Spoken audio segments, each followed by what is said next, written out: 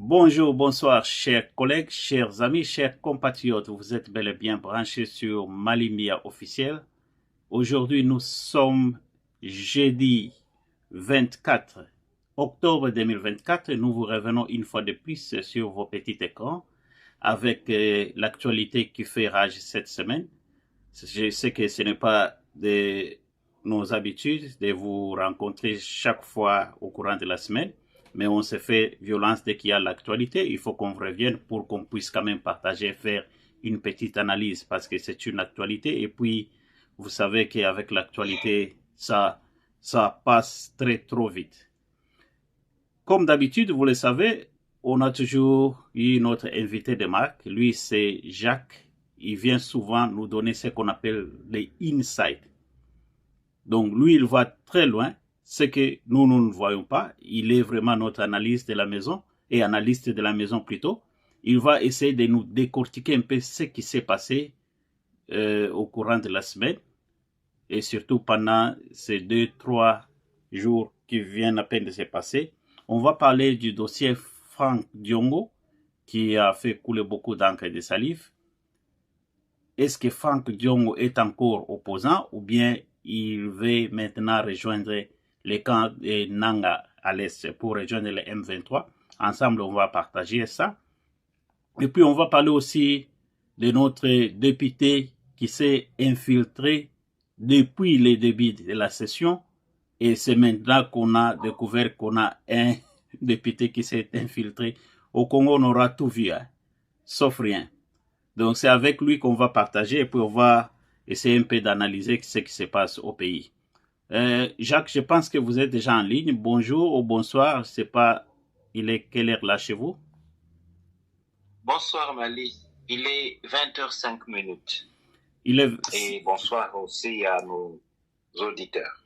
En tout cas, merci beaucoup, Jacques. Je sais que vous êtes tellement occupé. Ce n'est pas dans nos habitudes vraiment de vous prendre vraiment au courant de la semaine, mais vous vous êtes sacrifié, vous avez dit non, et pourquoi pas, il faut que vous puissiez revenir parce que les gens vous ont beaucoup réclamé. Comme vous l'avez entendu au début, merci beaucoup. J'ai introduit, j'ai dit qu'on va parler de Franck Diongo, les dossiers Franck Diongo.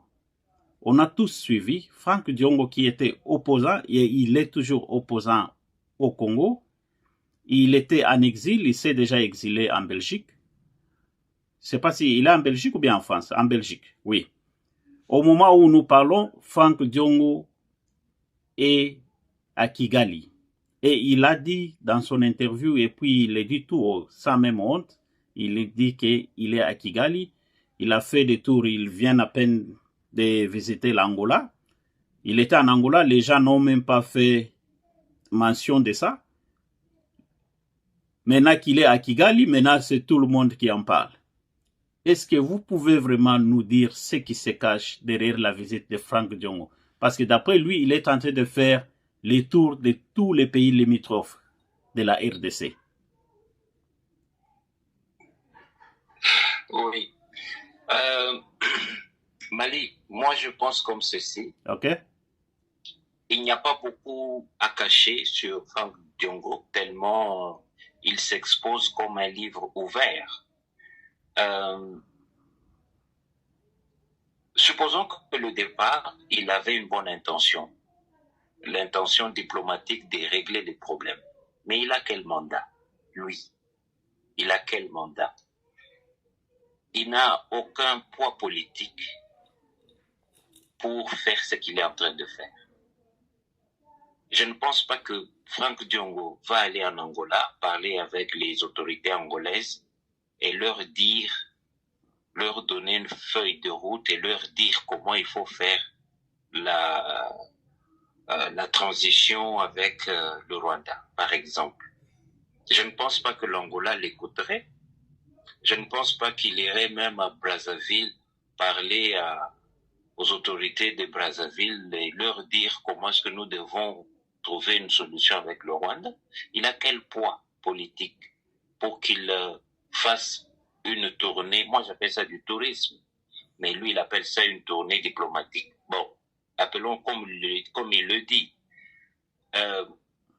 Il aurait eu du poids si il avait rassemblé autour de lui certains opposants, entre guillemets, et serait peut-être parti en campagne diplomatique pour essayer de convaincre nos voisins de trouver une solution à l'instabilité qu'il y a à l'Est. Pas l'Est du Congo seulement, mais à l'Est de l'Afrique.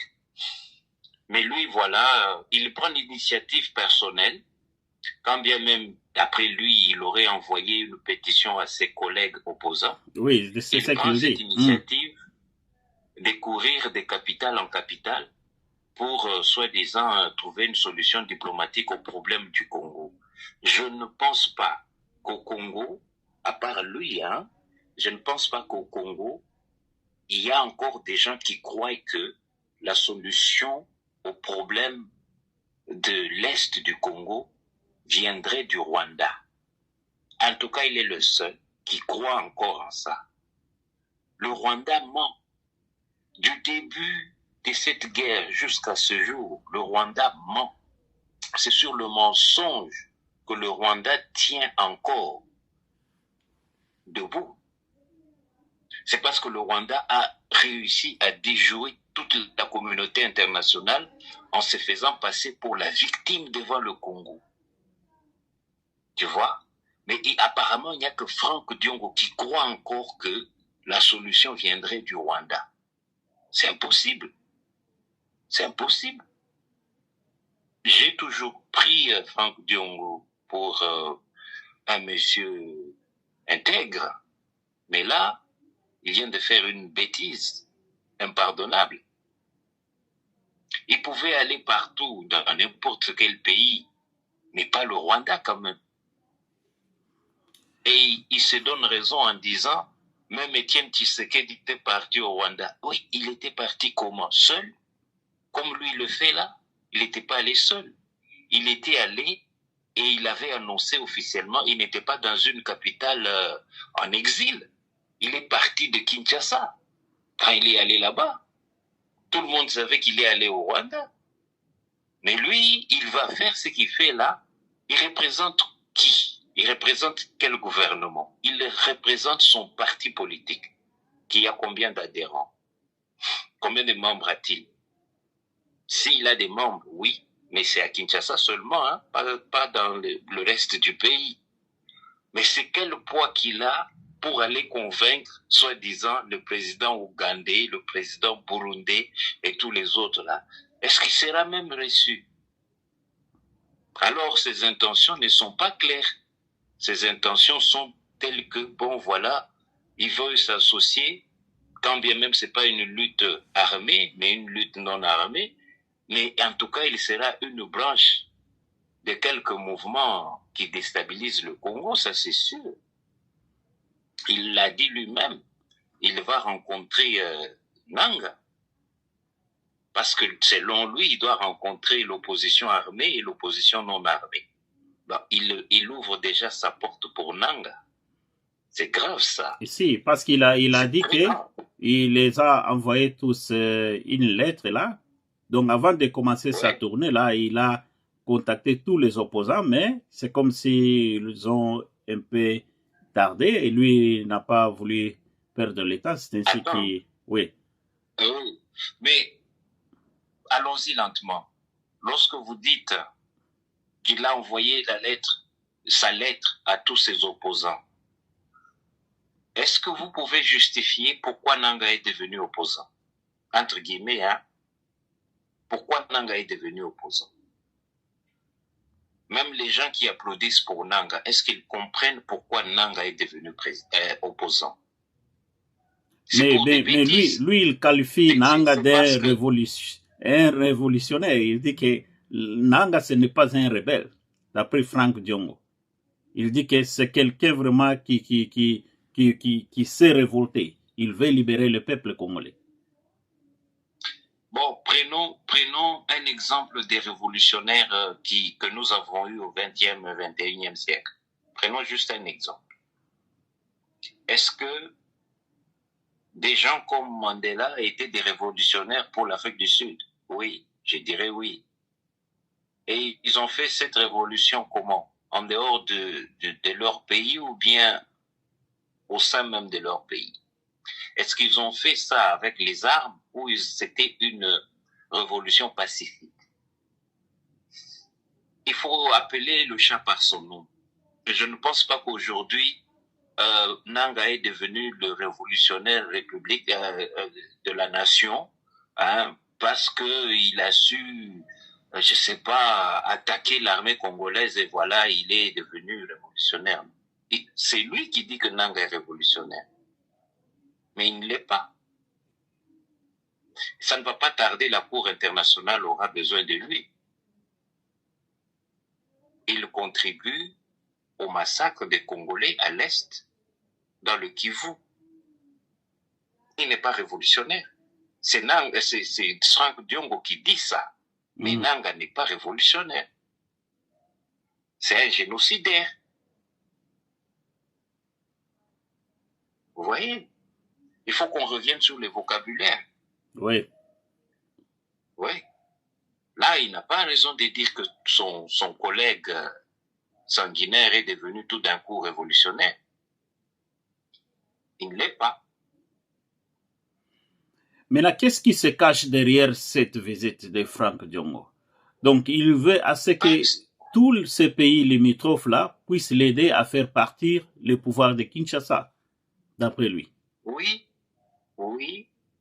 C'est devenu un schéma de tout le monde.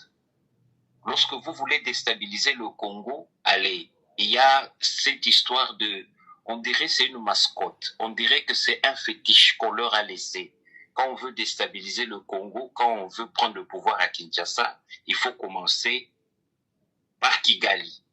Le Rwanda va vous soutenir, vous allez marcher, style Kadogo, vous allez marcher, prendre Kisangani, prendre le Kivu, prendre le Katanga, et puis pouf, vous allez attaquer Kinshasa, vous allez prendre le pouvoir sans aucune résistance. C'est tout le monde maintenant qui croit à ça. C'est Mouzé qui a laissé cet héritage.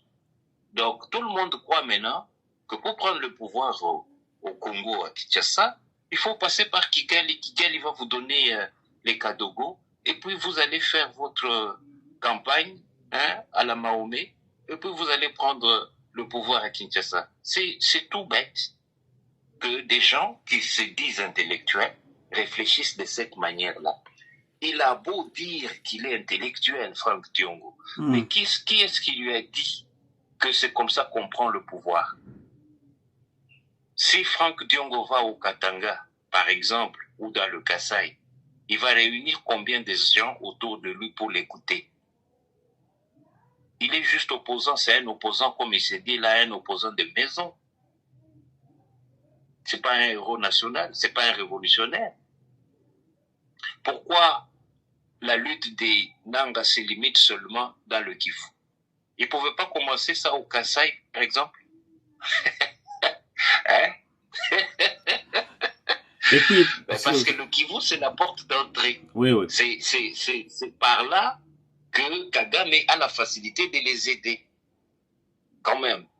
Et le peuple du Kivu doit aussi se révolter un peu.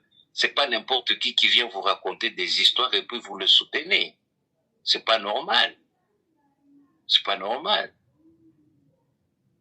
On a vu Nanga aller dans une église au Kivu. Je sais pas très bien dans quelle ville. Mais il est allé à l'église. Il a même parlé aux gens après le culte. Oui. Mais pourquoi les gens le laissent faire? Il faut être patriote quand même. Dans d'autres pays, il ne va pas échapper. Dans d'autres pays, la population va appeler l'armée pour dire Nanga est ici, venez le chercher parce que il doit s'expliquer. Mais pourquoi il le laisse faire? Pourquoi? C'est pas normal, non? Jacques, nous voulons un peu comprendre pourquoi la visite de Frank Diongo au Rwanda dérange. Parce qu'il était en Angola, ça n'a pas fait beaucoup de bruit comme à Kigali. Il paraît avant l'Angola, je ne sais pas s'il était dans quel autre pays, et puis il l'a même promis, il sera à Burundi, en Tanzanie, donc il va sillonner un peu partout là-bas. Pourquoi seulement Kigali? Je sais que nous sommes agressés par les pouvoirs de Kigali. Pour nous, vraiment, pour tout Congolais qui se respecte un compatriote, on sait que les Rwandais, c'est notre ennemi, le gouvernement du Rwanda. On ne peut pas dire tous les Rwandais, mais les gouvernements du Rwanda nous agressent. C'est notre ennemi. Mais pourquoi il est allé à Kigali et pourquoi seulement Kigali dérange? Est-ce que c'est parce que ce sont nos ennemis qui nous agressent ou bien c'est parce qu'il y a quelque chose, comme vous l'aviez dit là, donc pour bien commencer la rébellion, il faut commencer par Kigali? Bon, Peut-être c'est ce qui fait peur au gouvernement, au pouvoir de Kinshasa. Et maintenant, ils ont crié tout haut parce que Franck est là-bas.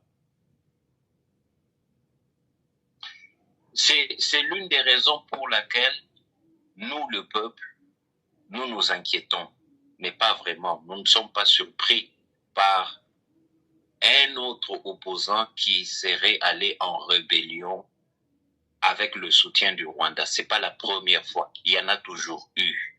Mais ce qui nous inquiète, peut-être, c'est le fait que quelqu'un comme Franck Diongo, qui avait quand même la confiance non seulement d'une partie de la population, mais aussi des autorités, qu'il se retrouve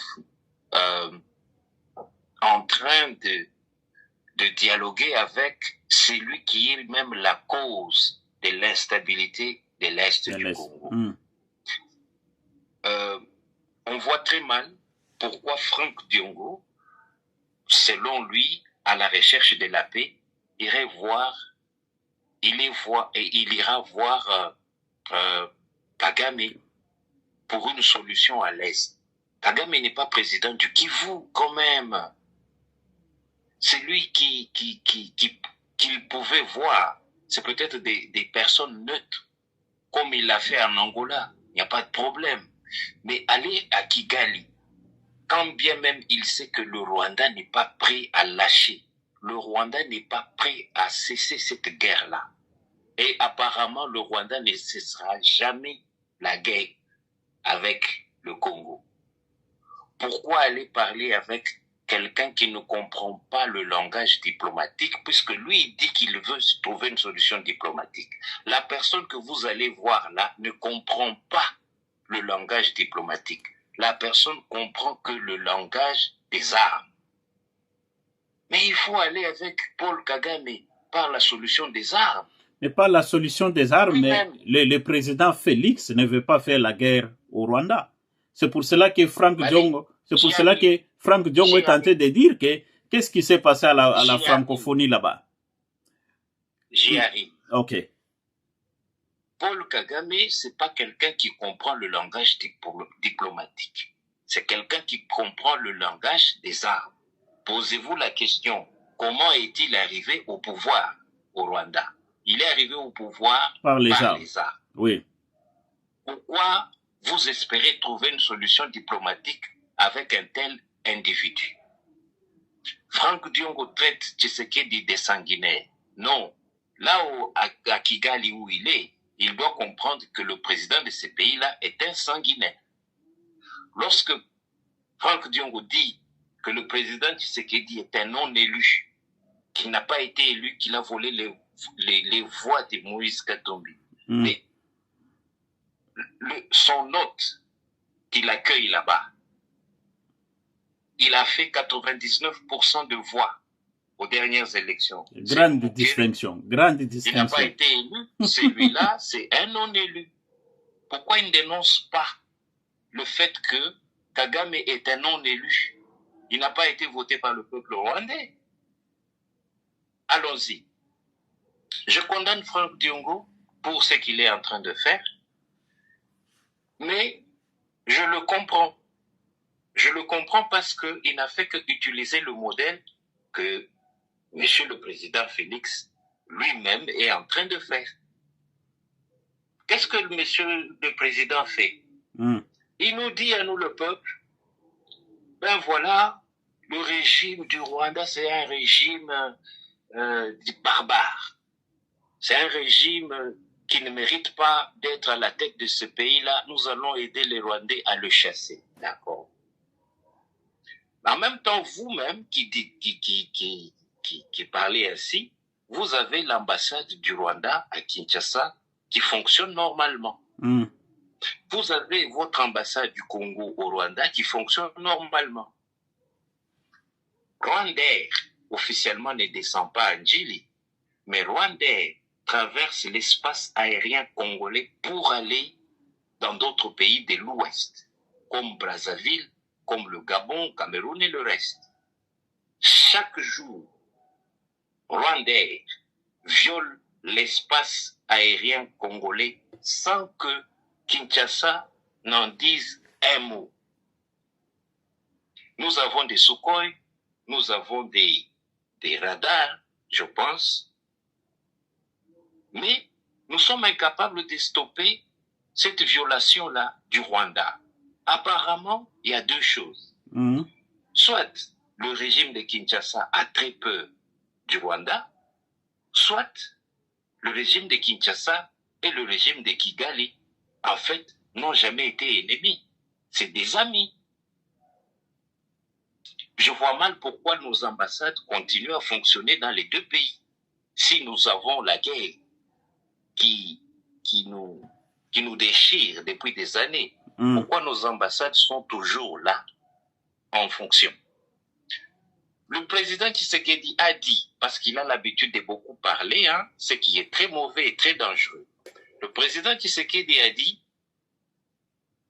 qu'il allait construire un mur pour séparer le Congo du Rwanda. Il allait ériger un mur. Il n'en parle plus. Il n'en parle plus. Pourquoi il n'en parle plus? S'il ne peut pas ériger un mur, pourquoi ne pas fermer cette frontière-là? Si vous dites non, mais si on ferme la frontière, les rebelles, les FDLR, l'armée rwandaise peut toujours entrer par d'autres frontières. Mais oui, nous avons combien d'hommes en uniforme? Nous avons assez de militaires. Nous pouvons placer 30 000 hommes à la frontière du Rwanda, tout le long de la frontière avec le Rwanda. On verra par où est-ce qu'ils vont venir. Pourquoi le gros de l'armée congolaise se trouve à l'ouest, alors qu'elle devait être à l'est? Qu'est-ce qui ne va pas? Il y a quelque chose.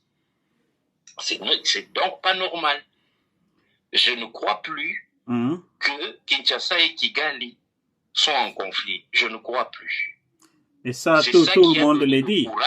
C'est ce qui nous décourage. C'est ce qui a donné le courage à Franck Diongo d'aller à Kigali avec toute l'aisance du monde, parce qu'il s'est dit, et il y croit d'ailleurs, que quand c'est Tshisekedi qui va rencontrer les autorités rwandaises, c'est pas un problème. Mais quand c'est Franck Diongo qui va rencontrer les autorités rwandaises, on crie à la trahison. La trahison a commencé aussi, la dernière trahison, je vais vous dire, la dernière trahison du président Tshisekedi, elle date de quelques semaines. À la francophonie. J'ai dit dans une de tes émissions, j'ai dit, Samalou Kondé a été brave de refuser la photo des familles à la francophonie de l'année passée. Tout à fait. Il a été brave. Mais on ne comprend pas comment est-ce que son chef, qui devait être un exemple palpitant, plus que l'exemple de Samalou Kondé, pourquoi le chef, lui, il va non seulement se prendre en photo avec son ennemi Kagame, officiellement, mais on le voit aussi causer avec Madame Moshikiwabo.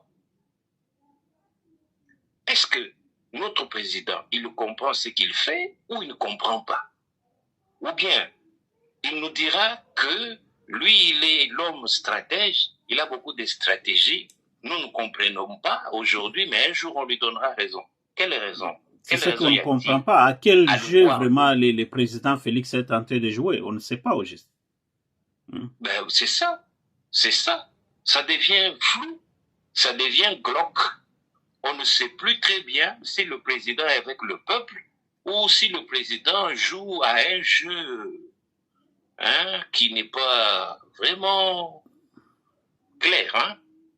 C'est pas normal. Je pense que si le président Tshisekedi a des conseillers, en tout cas, il doit revoir. Ce ne sont pas des bons conseillers. Je pense que ces conseillers-là sont en train de l'induire en erreur. Jacques, je pense qu'ils sont tentés de nous écouter. Nous sommes suivis de presque partout.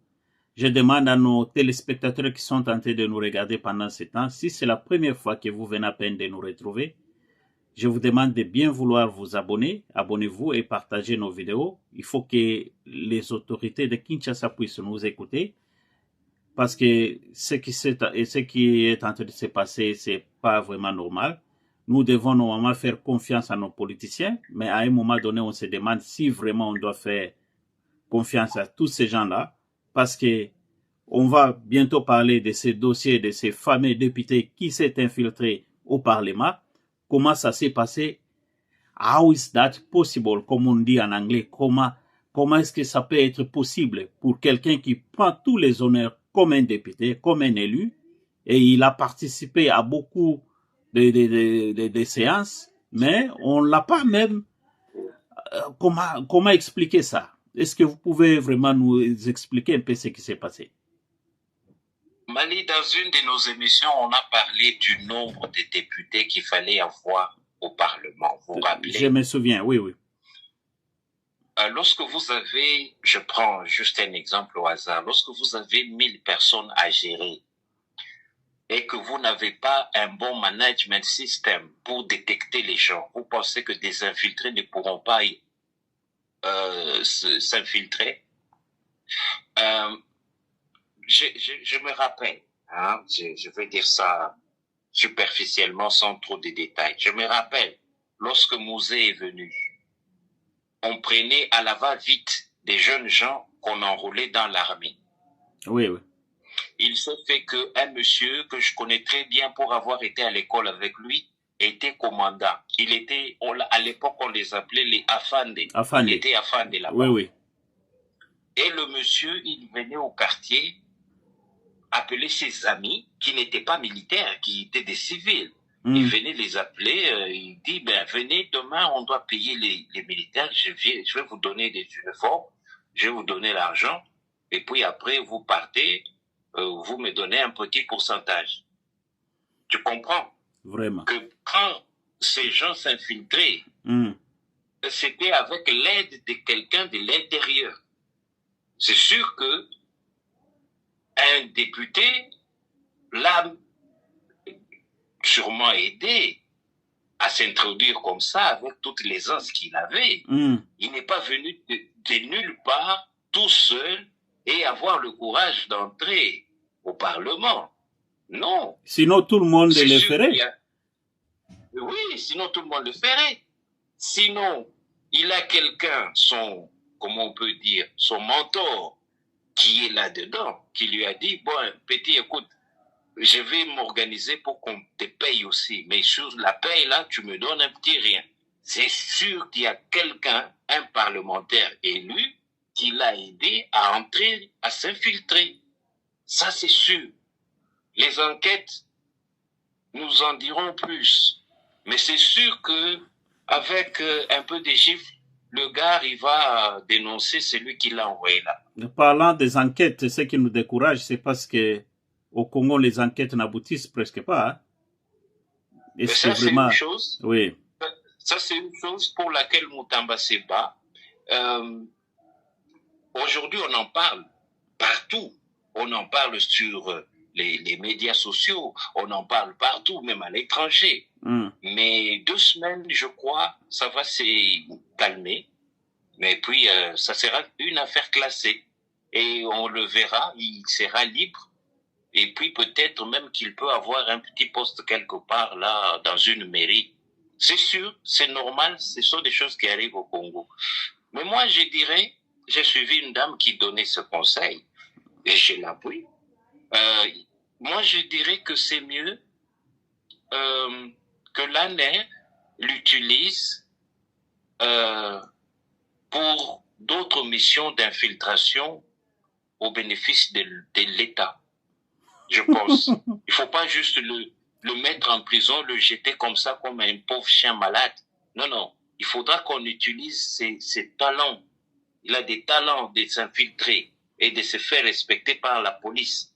Vraiment. Il faut le prendre, l'envoyer quelque part au Rwanda, il va nous infiltrer le système là-bas et puis nous donner des infos, peut-être, par exemple.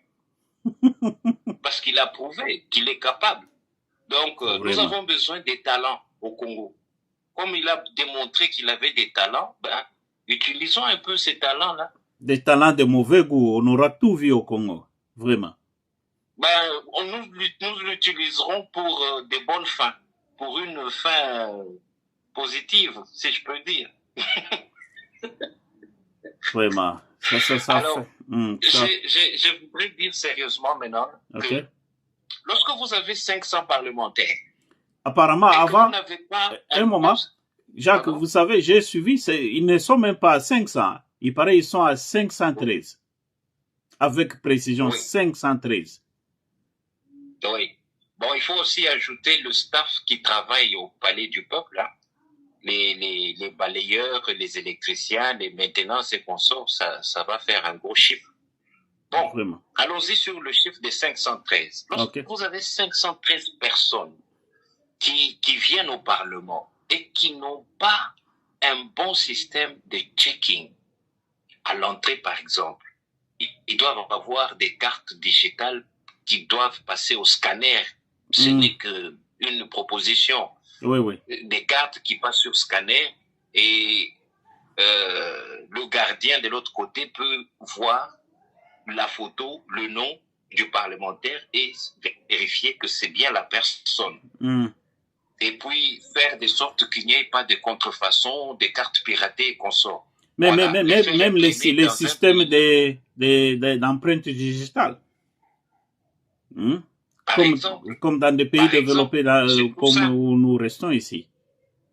Vous faites l'empreinte digitale et puis vous entrez et puis on vous voit la face et puis... Comment est-ce que quelqu'un peut s'infiltrer comme ça vraiment? Par exemple, on peut utiliser le système digital, l'empreinte digitale. Oui.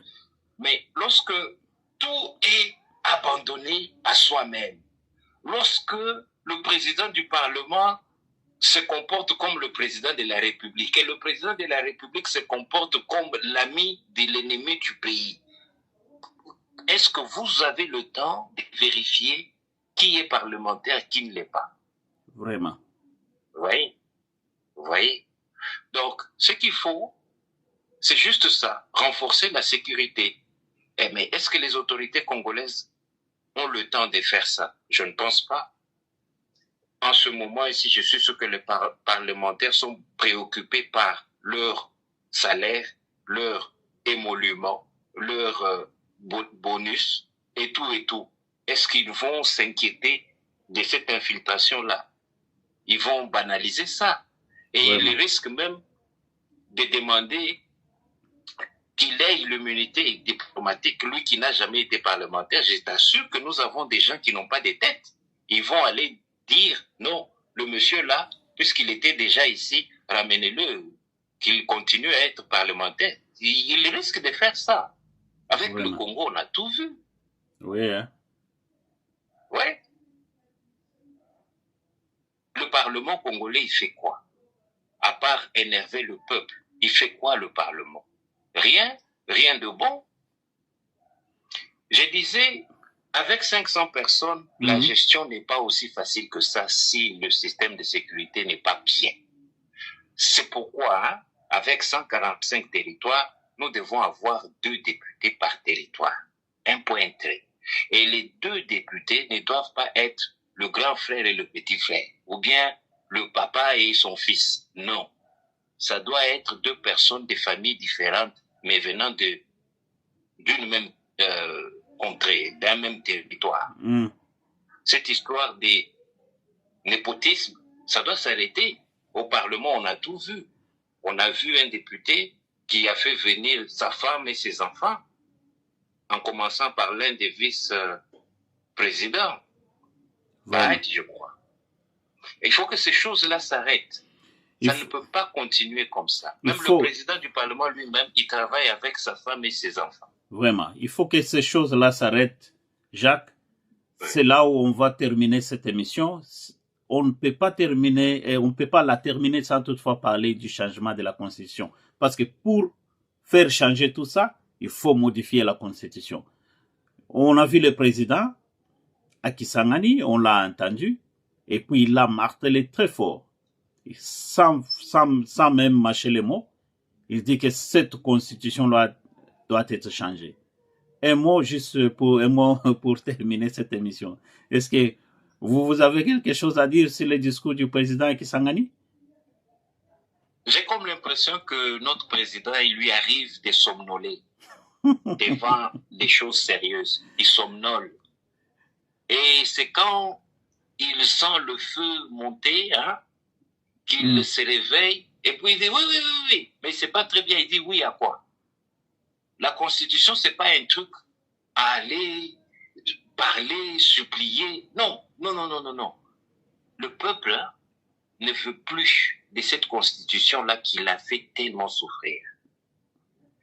S'il y a à réviser, il n'y a même pas à réviser. C'est une honte qu'un pays comme le Congo ait une Constitution que les Rwandais ont écrite. C'est pas bien. Qu'on se dise la vérité. Soyons quand même fiers que nous sommes Congolais. Le président n'a pas à trop parler pour ça. Non. Commencez déjà le travail. S'il faut nommer l'équipe, comme il a dit, trouver des gens intelligents qui vont s'asseoir pour constituer une nouvelle constitution pour le peuple avec les réalités du pays. Oui, nous savons ça. Il faut arrêter les discours. Il faut passer à l'acte. On connaît ça. Il faut passer à l'acte.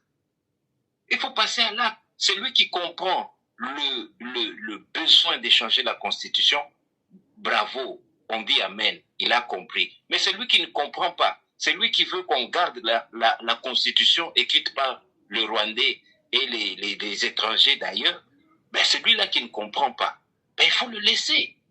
Il faut le laisser. Sur 365 jours, quand vous êtes cuisinier, quand vous êtes, comment on appelle, chef, vous n'allez pas dire que tous les jours, vous faites que des bons plats. Non. Il y a des jours où vous faites des plats qui ratent. Oui, c'est comme ça dans la population. Il y a une population, une partie qui comprend et une partie qui ne comprend pas. Alors ne vous en faites pas. Ceux-là qui ne comprennent pas, il faut les laisser. Ils vont grandir. Avec le temps, ils vont comprendre. Mais pour le moment, arrêtons les discours. Changeons la Constitution. Un point trait. C'est ça. Arrêtons les discours et passons à l'acte. Changeons la Constitution. C'est... Vite fait. Oui. Je pense que les autorités de Kinshasa nous ont suivis. Ben on doit quand même passer quand même aux choses sérieuses parce que le monde est en train de nous regarder. Le monde entier est en train de nous regarder. Oui. Avoir des infiltrés même au niveau des parlements, tout ça, ça fait honte. C'est tout un pays, toute une république, donc ça fait mal. Même si on essaie un peu de sourire, ça nous fait mal, ça fait honte. Des fois, on se demande si vraiment on a des têtes dans ces pays-là. Mali, je vous coupe pas la parole, juste pour un petit ajout. Ouais. Pourquoi on insiste que l'on change la Constitution? Parce que depuis l'époque de Mobutu, l'époque de Musée, l'époque du Rwandais qui était là, et l'époque même de Tshisekedi, le système congolais de gouvernance est mauvais. Aujourd'hui, on parle de good governance, mais le système de gestion du pays qui est là aujourd'hui au Congo, c'est un mauvais système. Mobutu avait nommé des professeurs d'université dans son cabinet. Il avait formé un cabinet où il n'y avait que des professeurs d'université et des personnes brillantes, intelligentes. Ils n'ont pas réussi à ramener le Zaïre à $1. Parce que quand il a pris le pouvoir, $1 était égal à 1 Zaïre. Mobutu n'a pas réussi, même avec des professeurs d'université, il n'a pas réussi à stabiliser l'économie. C'est parce que vous prenez des gens intelligents, vous les mettez dans un mauvais système, ça ne va pas aller.